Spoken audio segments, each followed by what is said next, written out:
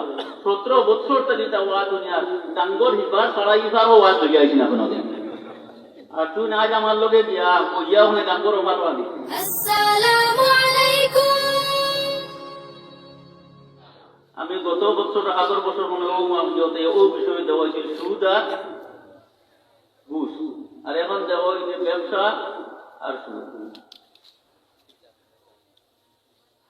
আপনার আমরাও যা কিছু হইমু পুরানো কিছু দৃষ্টিতে হইমু বগল মারতে কিছু ইনশাল্লাহ হইতাম নাই আপনারা আমরা সব এগুলা মানিয়া নিমনে মুখে যাই এতে পক্ষে হোক অথবা বিপক্ষে হোক মানিয়া নিমনি এর কারণে ব্যবসায়ী বা এই বিষয়টা বুঝা যায় তারা আমাদের সততা আছে তারা চায় না আমরাও সৎপথে ব্যবসা করি মানুষের সৎপথে চালাই আমরা এই আজকের ওয়াজ আমরা নিজেও আমল করতাম বাড়িতে গিয়া পরিবার পরিজন দিয়ে হইমনি কাম বাড়িতে গিয়েও আমল করানোর চেষ্টা করবো না ওয়াজ খালি মজলিস রইল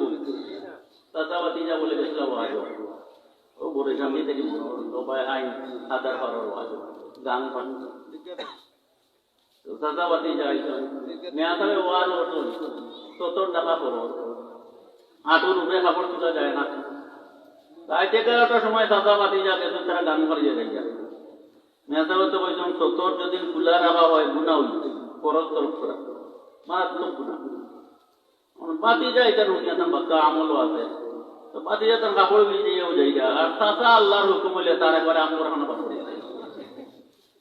এবারও উঠিয়া যেমন বাতিজা চাচার কাপড়